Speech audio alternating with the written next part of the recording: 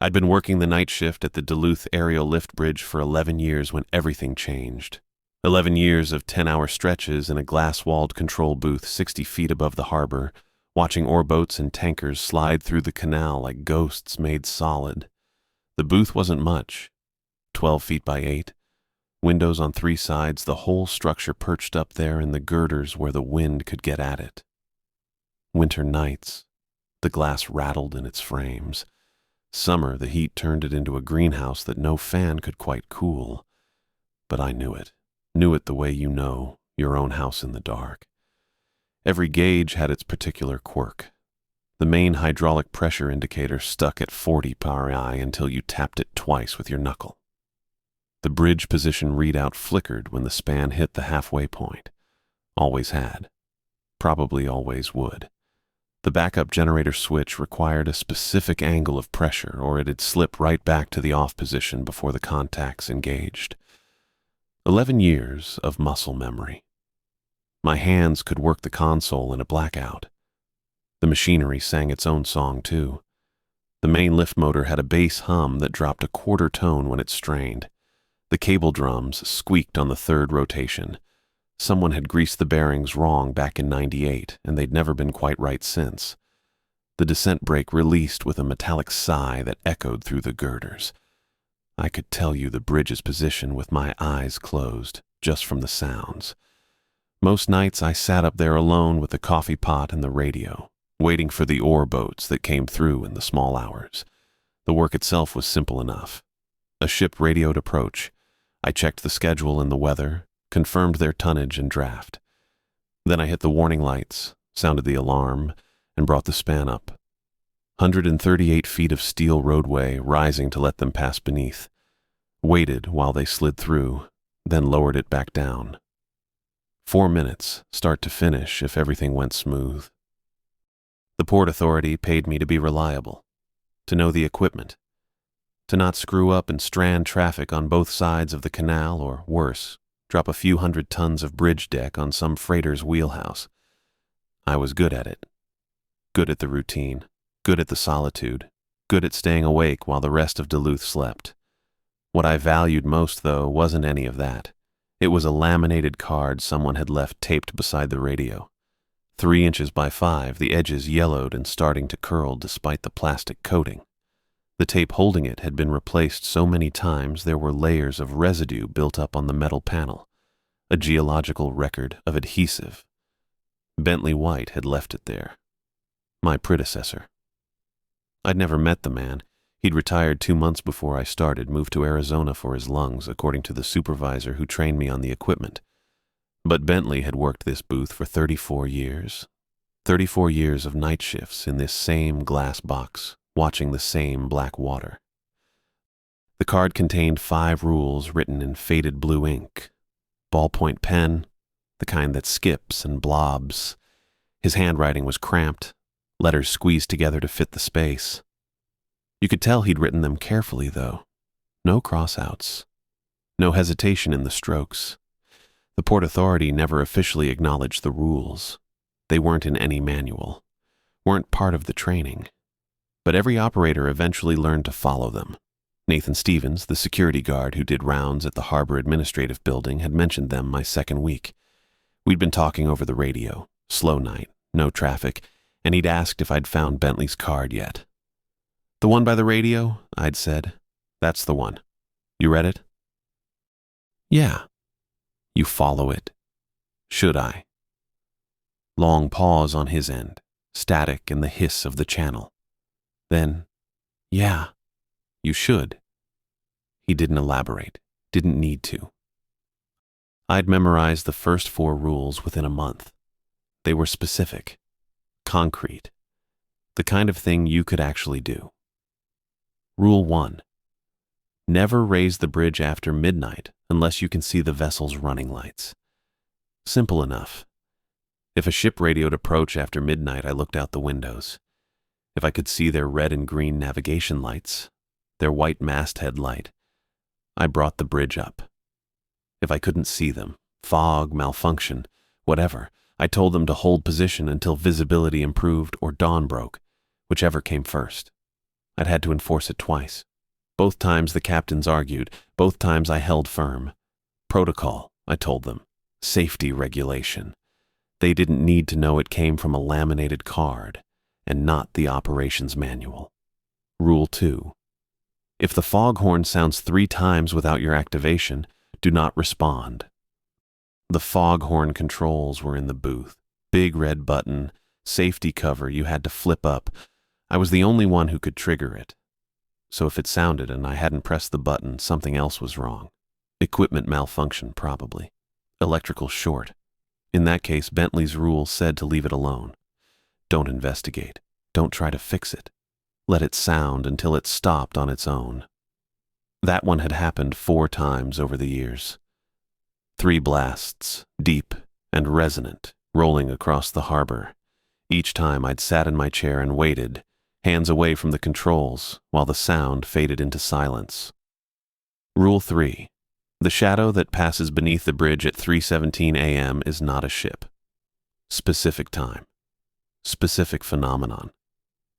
I'd seen it myself maybe 20 times. Always at 3:17 exactly. I'd checked my watch enough to be sure. A darkness in the water, moving west to east through the canal. Longer than any freighter. No lights, no sound, no wake. Just a shadow, like something massive sliding past underneath the surface. First time I saw it, I'd reached for the radio. Almost called it in. Then I remembered the rule. Sat back, watched it pass. Took about 90 seconds from when it entered the canal to when it disappeared past the breakwater. Not a ship. Fine. I didn't need to know what it was. Rule 4. When the water turns black, cut all exterior lights immediately. The harbor water was already dark at night, deep and cold, reflecting nothing. But sometimes it went black. Different kind of black. Absolute. Like the water had been replaced with a void. When that happened, I killed the bridge deck lights, the navigation markers, everything exterior.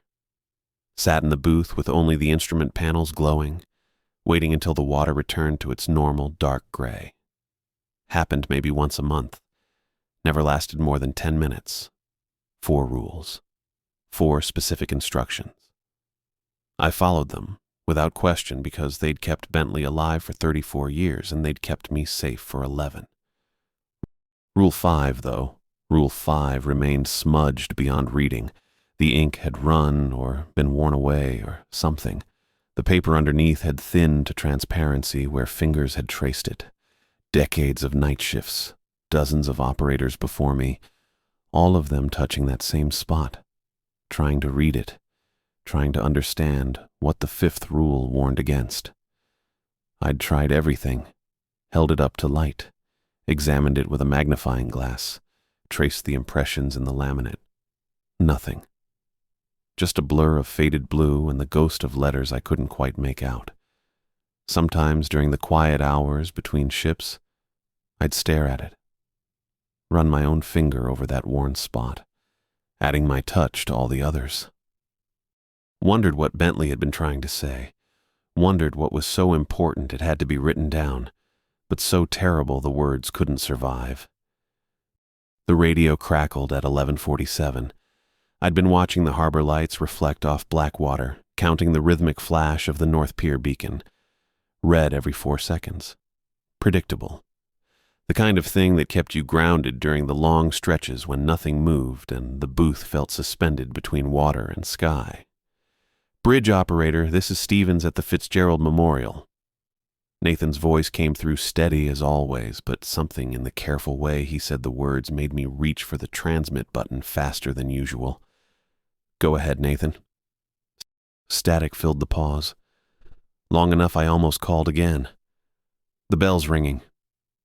He cleared his throat. Ship's bell. Been going for about 5 minutes now. 3 rings, then nothing. Wait, maybe 30 seconds. 3 more rings. Just keeps repeating. I looked down at the canal below, at the museum ship's dark silhouette against the shoreline lights.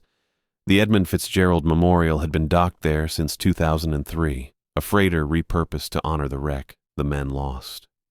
Visitors walked the deck in summer, touched the recovered artifacts, stood silent in front of the display cases. The bell sat in its own climate-controlled case, behind glass. I'd seen it once during a tour the city made us take, tarnished bronze still showing the markings from its time on the lake floor, 600 feet down for 20 years before they brought it up. Any wind down there? I kept my voice level. Dead calm. Nathan didn't elaborate, didn't need to. I checked the anemometer anyway, 3 miles per hour from the northeast, barely enough to stir the flags on the pier. Building vibration, maybe, I said. Something shifting in the exhibit. Bells mounted on dampeners. Hasn't moved in 20 years except when they clean the case.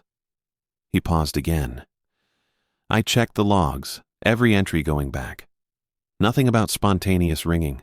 Nothing about any kind of movement. My eyes went to the laminated card tucked beside the radio. White with age now, corners soft from handling. Rules I'd never needed, written in Bentley's careful block letters. If the bell rings when no ship approaches, I pulled my attention back to the radio. You see anyone near it? Maintenance working late? Buildings locked down, just me and the exhibits. Nathan's baritone carried no fear, just that careful precision he used when reporting things that didn't fit normal patterns. Checked the case myself. Glass is secure. No one's touched it. I scanned the harbor through the booth's windows.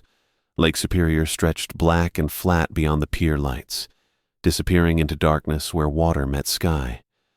No running lights. No movement except the gentle rise and fall of waves against the break wall. The schedule board showed nothing until 6:30 tomorrow morning. Algoma transport coming in with taconite from Silver Bay. Hold on. I pulled up the seismic monitors, the ones that tracked ground vibration from train traffic. The screens showed flat green lines. No rail movement since 9:40, nothing scheduled until the morning freight. Figured as much. Something creaked in the background of Nathan's transmission. Floorboards, maybe. It stopped about a minute ago, right before I called you. I pressed the transmit button, then released it without speaking. What was I supposed to say?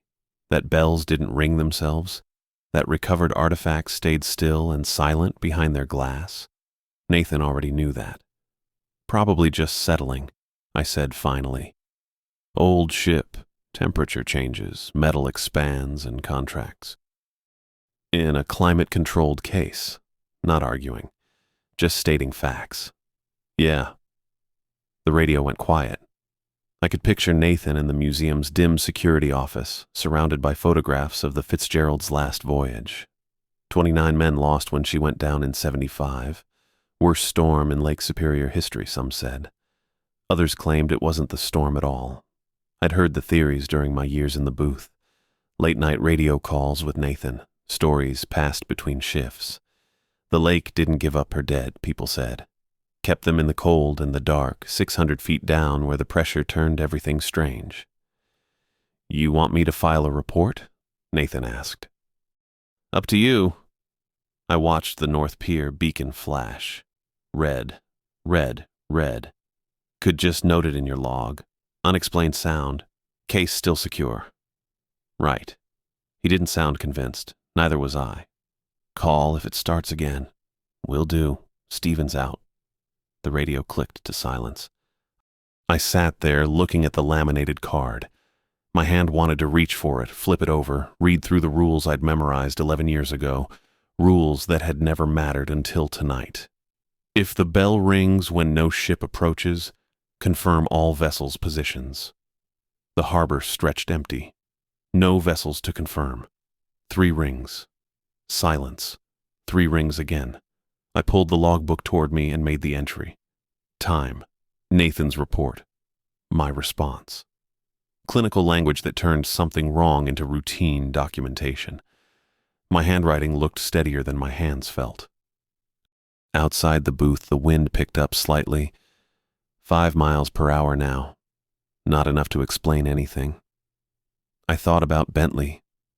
Wondered if he'd ever gotten a call about the memorial bell, The museum hadn't opened until after his time, but Lake Superior had been pulling strange things from her depths long before they recovered that bronze and put it behind glass.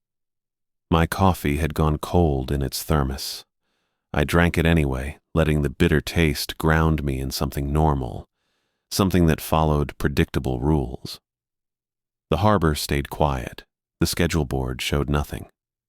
The instruments reported calm water, light wind, no traffic. But something had changed in that booth. In the air, maybe. In the way the darkness beyond the pier lights seemed thicker now, more present. I'd felt this before in smaller ways. Nights when the fog came in wrong, too fast and too complete. Mornings when ice formed in patterns that didn't match the temperature. Moments when the lake reminded you she was older than the city, older than the ships, older than anyone's understanding. Those nights I'd touched the laminated card and felt steadier. Bentley's rules, instructions for situations that shouldn't exist, but did anyway. Now I pulled the card from its place and held it under the booth's fluorescent lights, read through rules I could recite from memory. Rules about bells and fog and lights that moved wrong.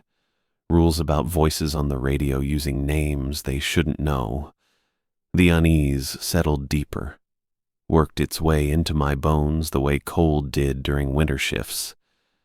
That particular feeling when your body understood something your mind didn't want to accept.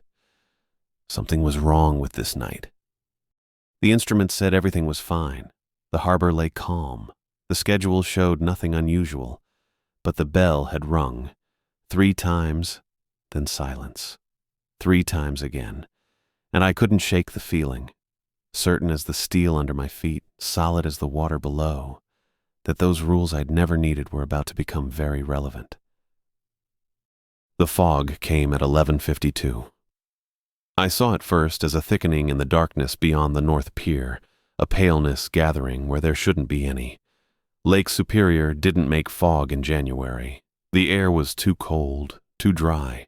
The temperature differential was all wrong. But there it was, rolling across the black water toward the canal, moving against the wind. That's what made my hands go still on the logbook.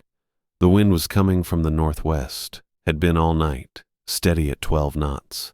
I could hear it working at the booth's weather seals, that familiar whistle through the gaps. But the fog was moving southeast to northwest, pushing directly into the wind like something with intention behind it.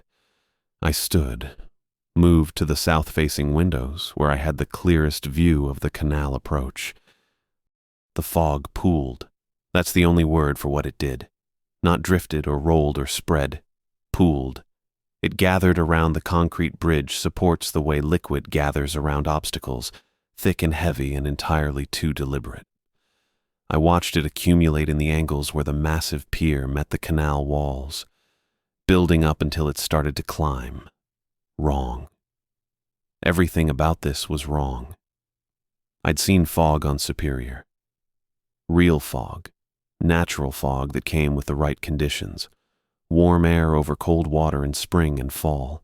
That thin gray haze that could swallow a freighter at half a mile. This wasn't that. This was dense. Opaque, the color of old bone, and it moved with purpose. The shoreline disappeared first. Canal Park, with its hotels and tourist shops all dark for the winter season, just ceased to exist. One moment I could see the streetlights marking the curve of the road. The next, there was nothing but gray. The Maritime Museum went next, that distinctive building I'd looked at 10,000 times. Gone as if it had never been there. The parking lots vanished, the pier lights, the breakwater. My booth became an island, suspended in nothing. I turned in a slow circle, checking every window. Gray pressed against the glass on all sides. Couldn't see the canal below, couldn't see the harbor behind, couldn't see the city lights that usually sprawled up the hillside to the west. Just the booth, hanging in empty space and that absolute wrongness of the fog that shouldn't exist. The temperature dropped, not gradually, not the slow cooling you'd expect from fog rolling in.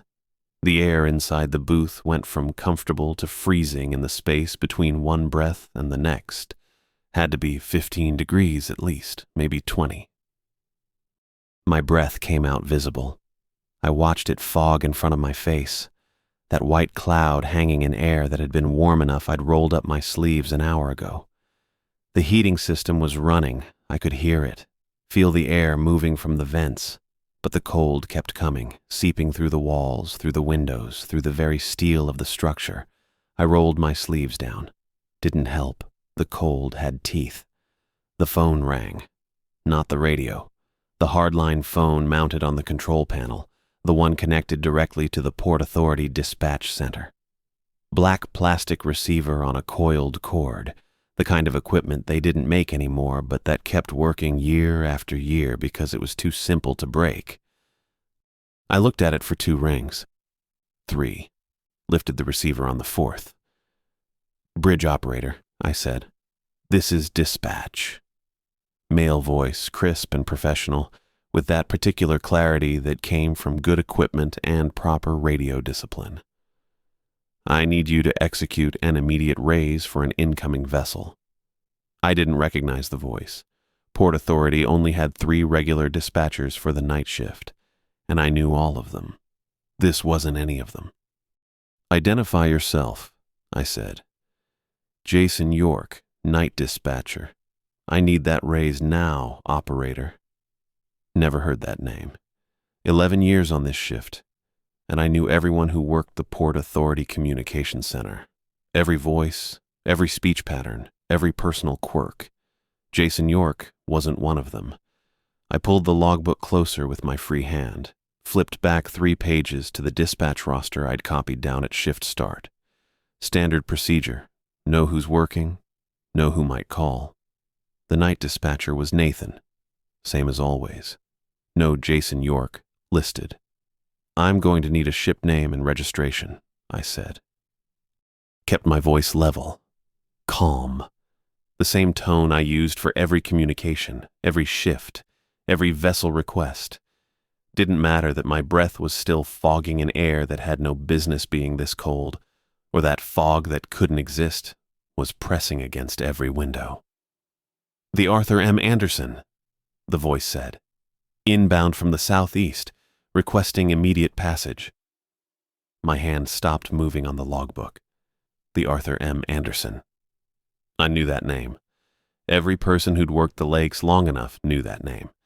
The Anderson had been the last ship to communicate with the Edmund Fitzgerald before she went down in '75. Following behind her in the same storm, watching her disappear from radar, listening to her final radio calls.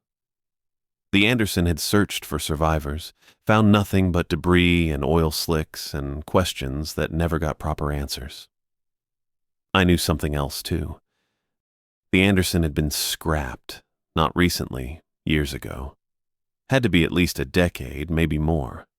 Broken down for parts and recycling, every rivet and plate accounted for. The Arthur M. Anderson didn't sail anymore. Couldn't sail. Didn't exist except in maritime history and the kind of stories old-timers told in harbor bars. "Registration number," I said. "I need that raise now, operator." Same crisp, professional tone, no impatience, no irritation, just absolute certainty that I would comply.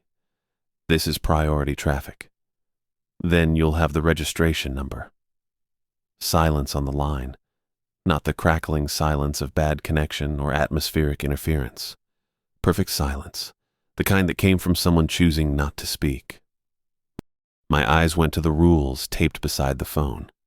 Bentley's handwriting, that careful block printing I'd studied so many times the letters were burned into memory.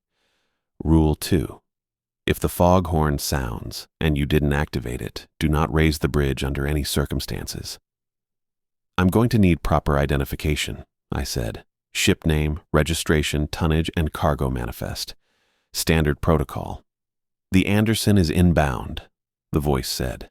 Each word precise, measured, absolutely certain. "Execute the raise." Not a request anymore. An order.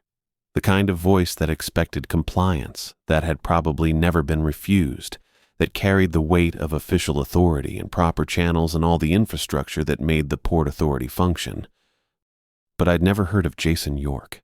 and the Anderson had been scrapped years ago, and the fog was moving against the wind, pooling around the bridge supports, swallowing everything while the temperature dropped, and my breath hung visible in air that should have been warm.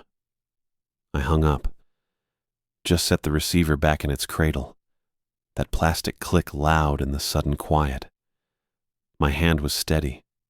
Years of training, of procedure, of doing exactly what needed to be done without hesitation or second-guessing.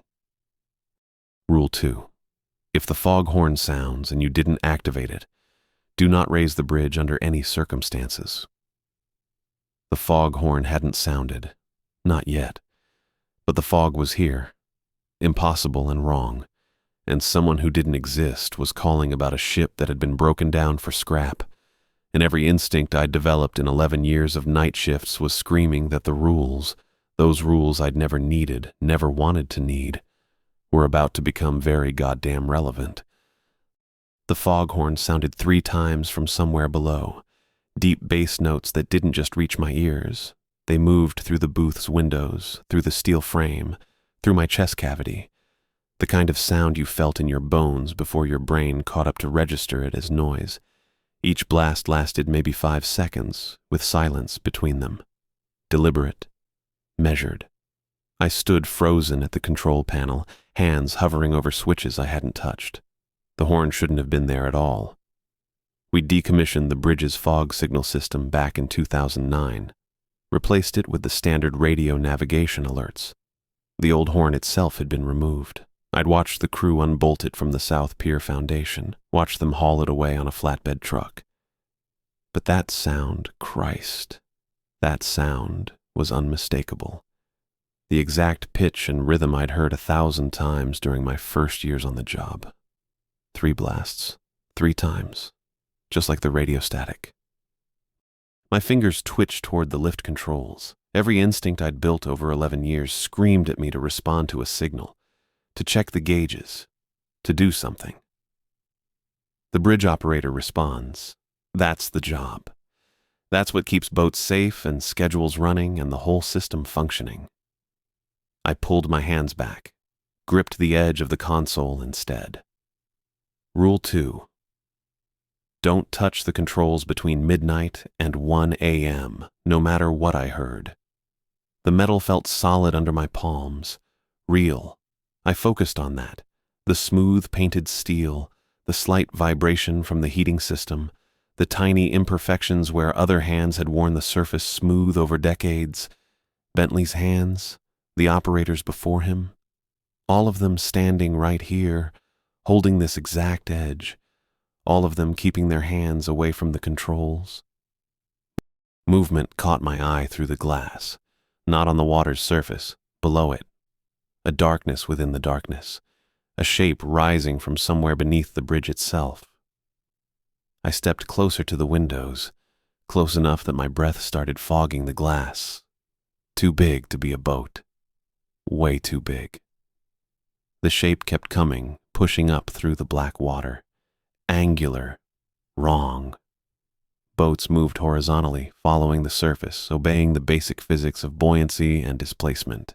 This thing was vertical, rising straight up from the canal floor like something surfacing from a dive, except the canal was only 28 feet deep, and this shape was already taller than that.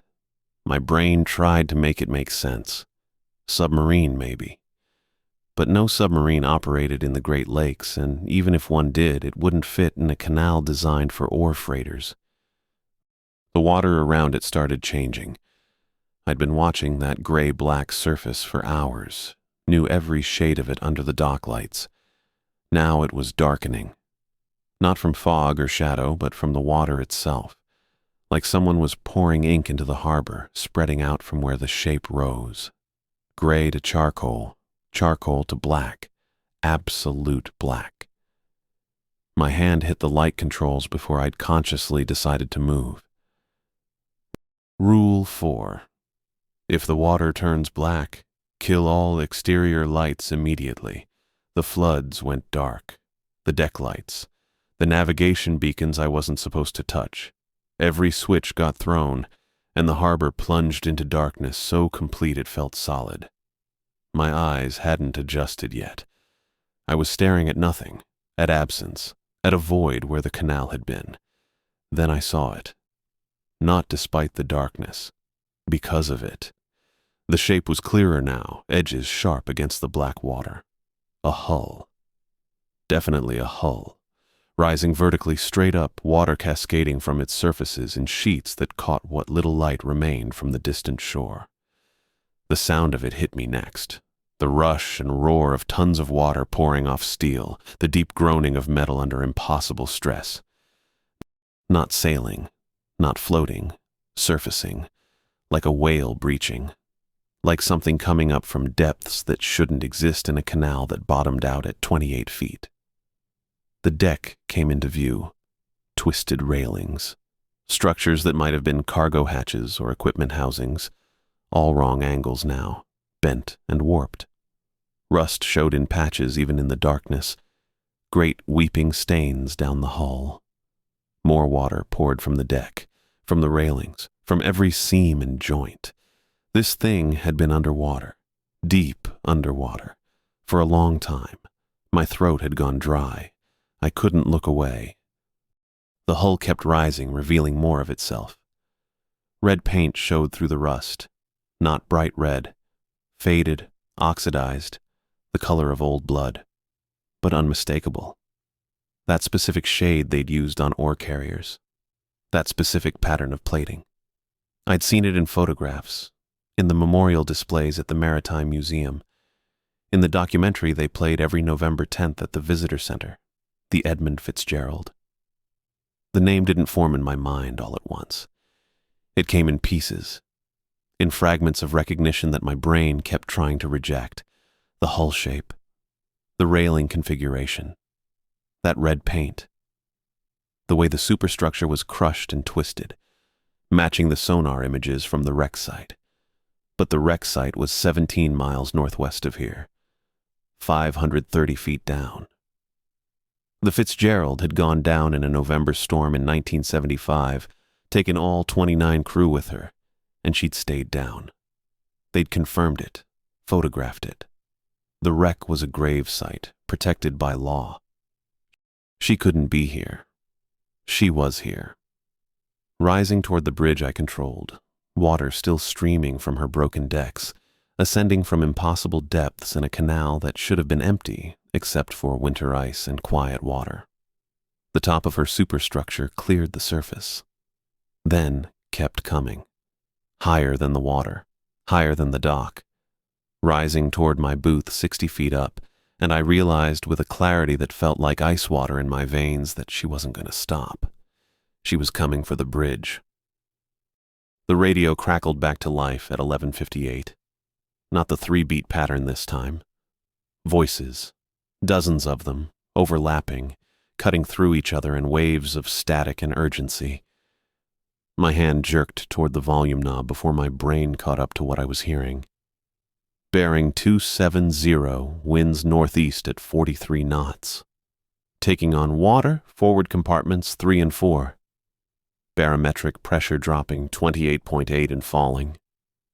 Different voices, different transmissions, all coming through my equipment at once, layered over each other until the words blurred into something that was almost music.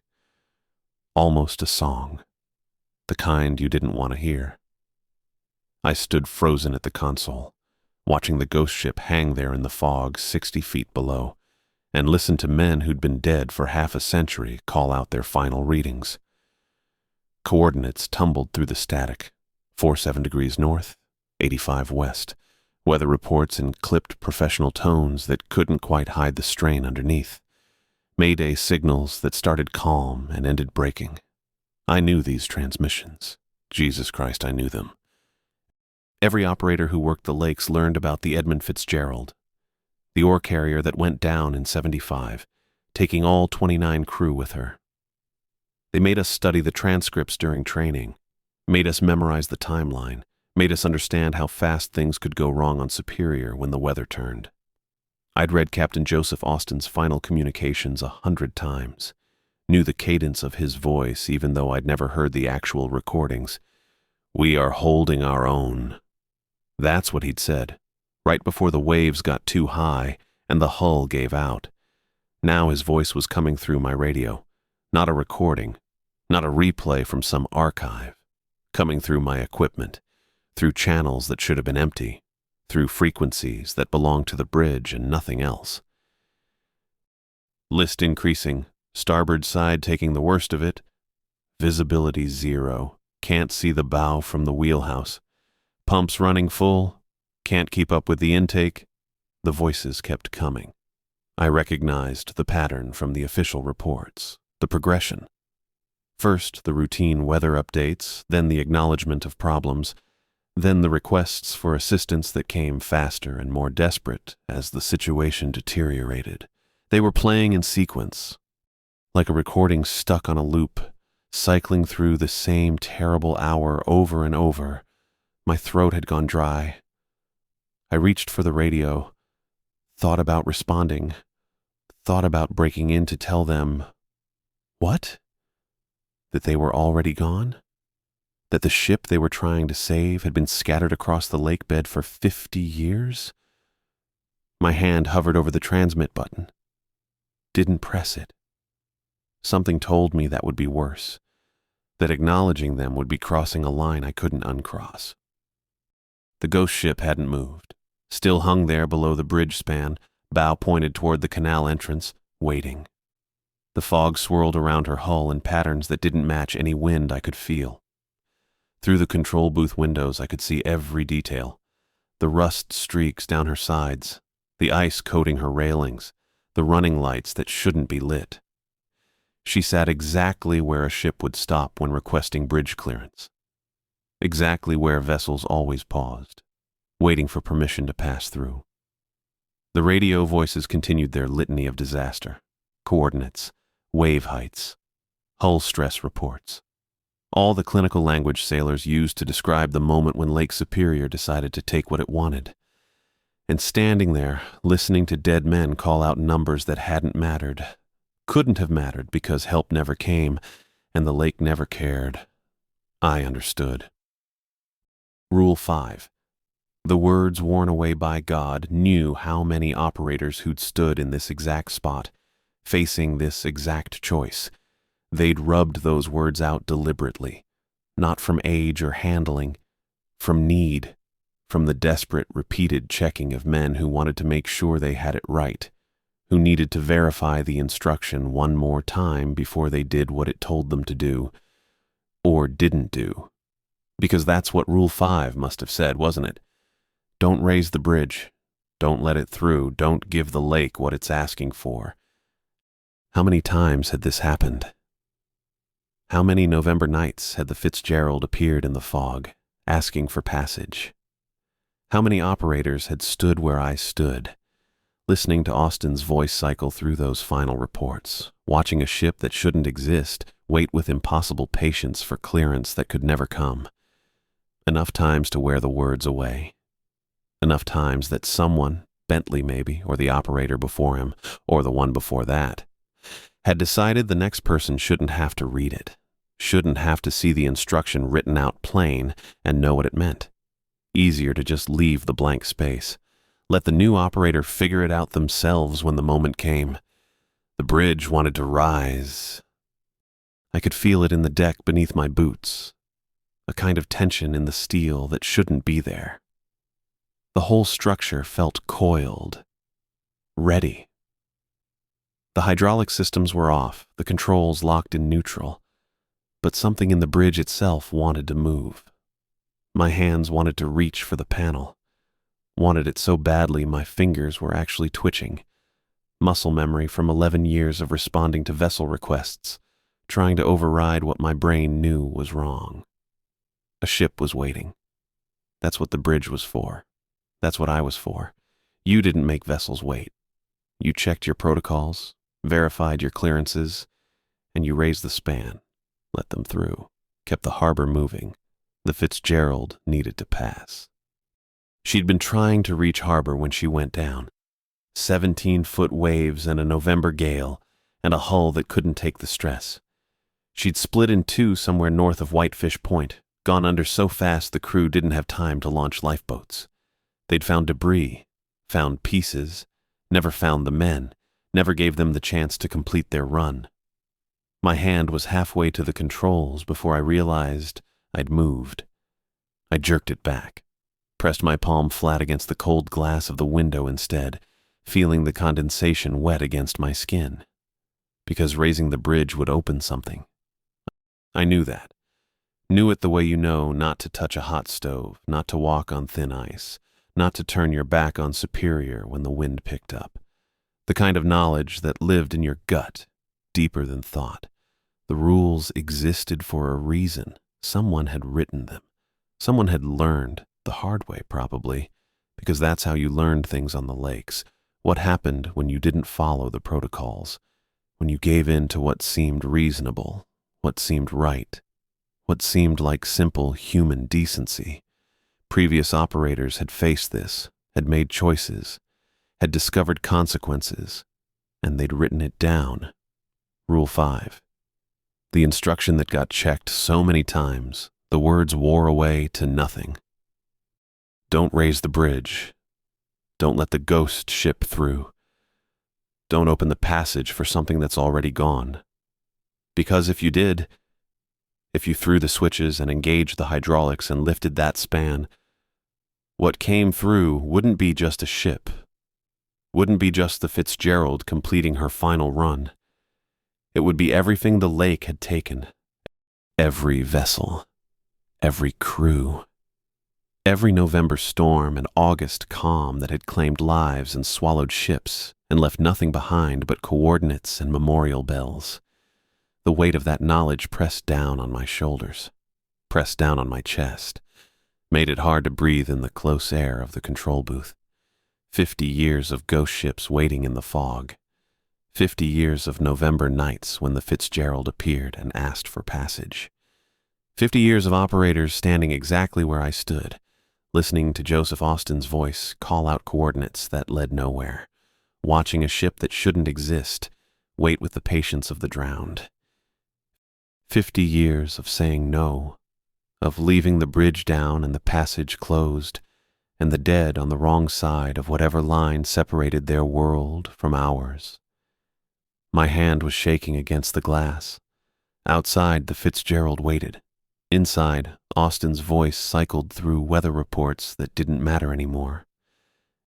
And I stood there, feeling the weight of every operator who'd come before me, every choice they'd made. Every night they'd stood watch against something that shouldn't be possible, but was. The weight of knowing what Rule 5 had said. The weight of understanding why the words were gone.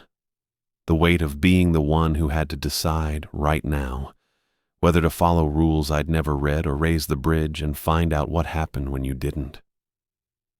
My hand moved past the controls, past the lift mechanism, past the hydraulic overrides, past every switch I'd touched in 11 years of night shifts, went straight to the red lever mounted behind protective casing on the booth's right wall, the emergency override, the system that locked the bridge in place regardless of any commands, any pressures, any goddamn thing trying to make it move. I'd tested it exactly once per quarter, per regulations, pulled it just far enough to verify the mechanism engaged, then reset it before anything actually locked. The casing felt cold under my fingers as I flipped it open.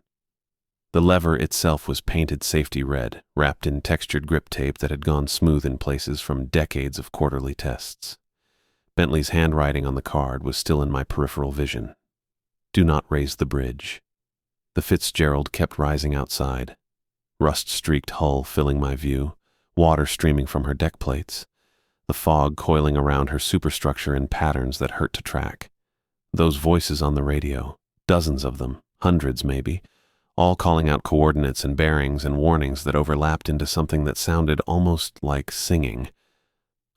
I pulled the lever. The mechanism engaged with a sound I felt before I heard it. A grinding shriek of metal on metal that came up through the booth's floor, through the support columns, through every rivet and weld in the bridge's frame. The kind of sound that meant something massive had just stopped moving, something that wanted very badly to move but couldn't. The hydraulic system screamed in protest. Pressure alarms started blaring, high-pitched electronic shrieks that cut through the radio static and the foghorn's lingering resonance. The booth shuddered hard enough that my coffee mug walked itself off the console and shattered on the floor. Hot liquid splashed across my boots. I didn't look down. The bridge deck had started to lift, maybe 3 inches, 4 at most, before the override caught it, locked it solid mid-motion with that grinding shriek still echoing through the framework. Below, the Fitzgerald stopped rising. Just stopped. Not gradual, not settling back. She froze in place like someone had paused a film reel.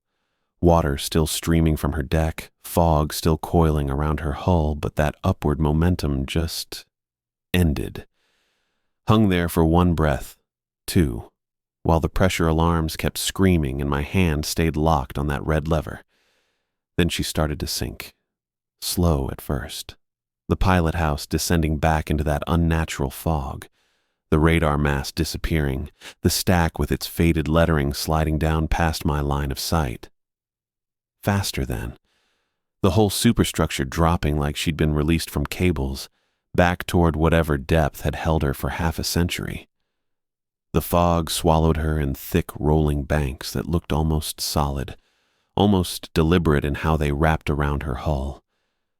The voices on the radio rose to screaming. Not words anymore. Not coordinates or bearings or any kind of language I could parse. Just raw sound. Dozens of throats opened in something between rage and anguish, overlapping into a chorus that made my teeth ache. The booth's speakers rattled with the volume. Static cut through it in jagged bursts, but underneath I could still hear them. All those voices. All that need. The last piece of the Fitzgerald's hull disappeared into the fog. The screaming cut to static, pure white noise that filled the booth like pressure, like weight. My ears rang with the absence of those voices. The emergency override lever was slick under my palm. Sweat, I realized. My whole hand was shaking. The fog began to thin, not lifting, sinking, settling back down onto the water's surface in thick banks that spread across the harbor mouth, across the canal, until everything below my booth was just gray, formless nothing. The North Pier beacon kept flashing its 4-second rhythm somewhere in that murk.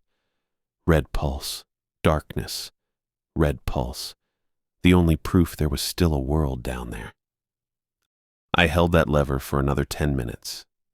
Held it until my hand cramped, until the pressure alarms finally shut themselves off, when the system recognized the override wasn't a malfunction.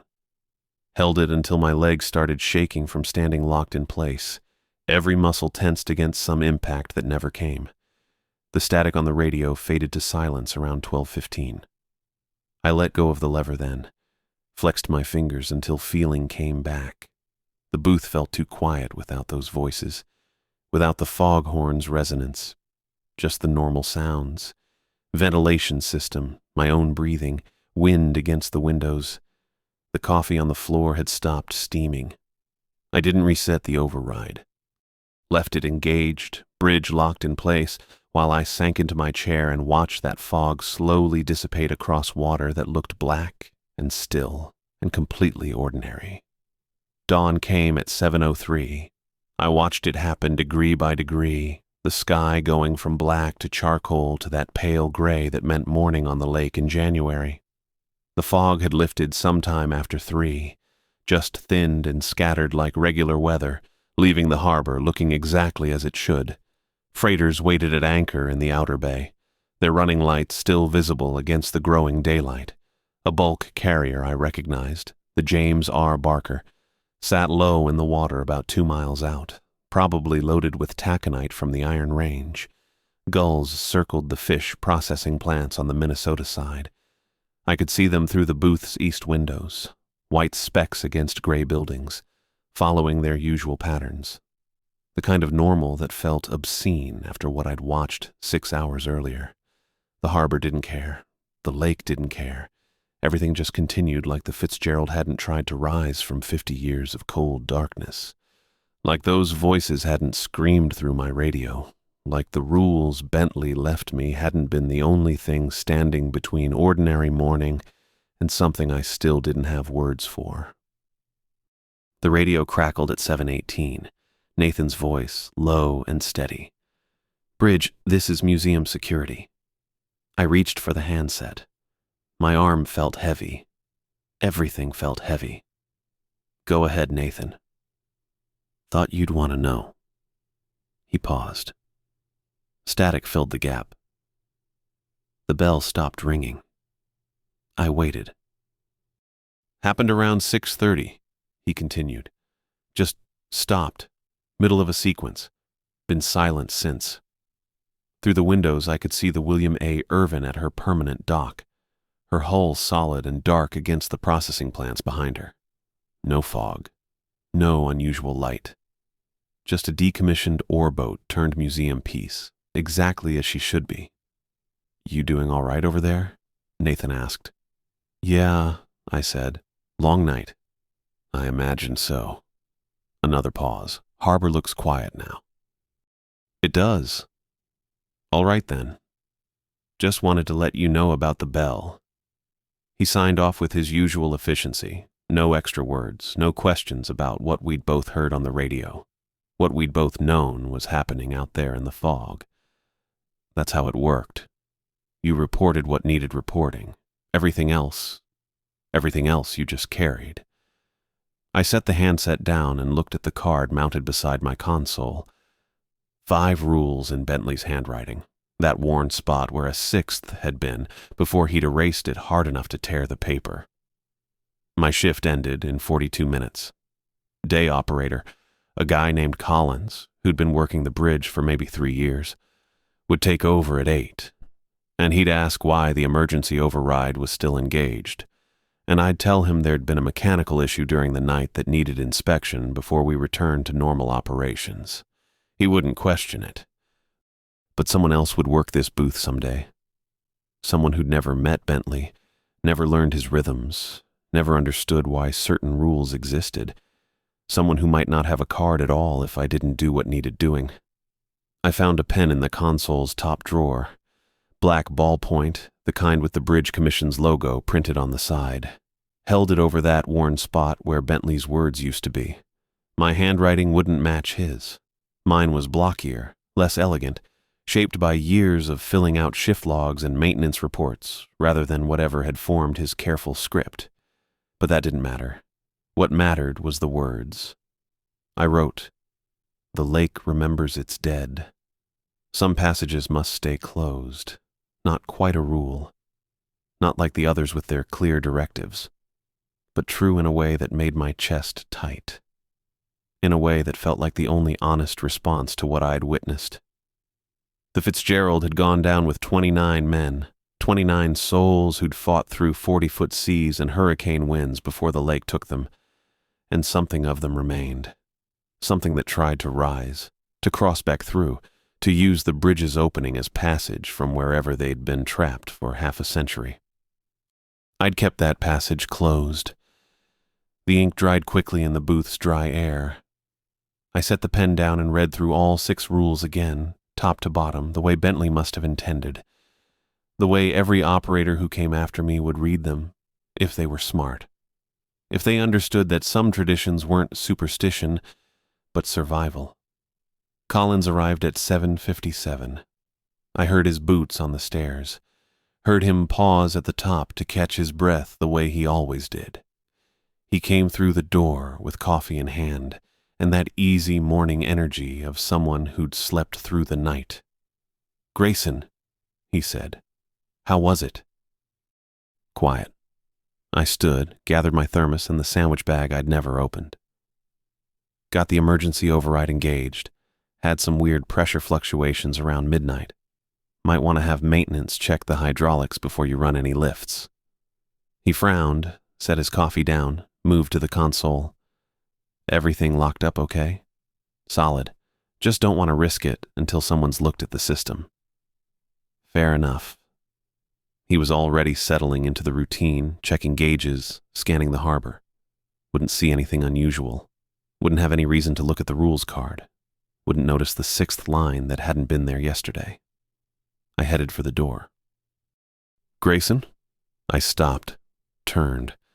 Collins was looking at the harbor, not at me. Nathan mentioned some weird radio traffic last night. You hear anything? Atmospheric interference, I said. Happens sometimes in winter. He nodded, accepting it. Why wouldn't he? The harbor looked normal. The lake looked normal. Everything was exactly as it should be, and the alternative, the truth, was something you didn't speak aloud unless you wanted people questioning whether you should be working 60 feet above a shipping canal. I took the stairs slowly. My legs were stiff from standing, from tension, from whatever toll the night had taken that I'd only started to feel now that it was over. The morning air hit me when I pushed through the lower door, cold and clean, carrying the usual sense of lake water and diesel fuel and the fish processing plants when the wind came from the right direction. The harbor spread out before me. Ordinary. Commercial. The kind of working waterfront I'd known my entire adult life. But I left the booth knowing I'd kept something terrible from crossing through. Knowing that the rules Bentley left weren't madness or superstition, but hard-won knowledge written in the only language that mattered. The language of what works when nothing else will. Knowing that some doors, once closed, need to stay that way. The lake was quiet. The dead were back where they belonged. And I walked to my truck, thinking about all the future operators who'd read that card, who'd see 6 rules instead of 5, and maybe, they'd understand before they needed to, before the fog came back, before the bell started ringing, before something rose from the deep asking for passage we could never grant.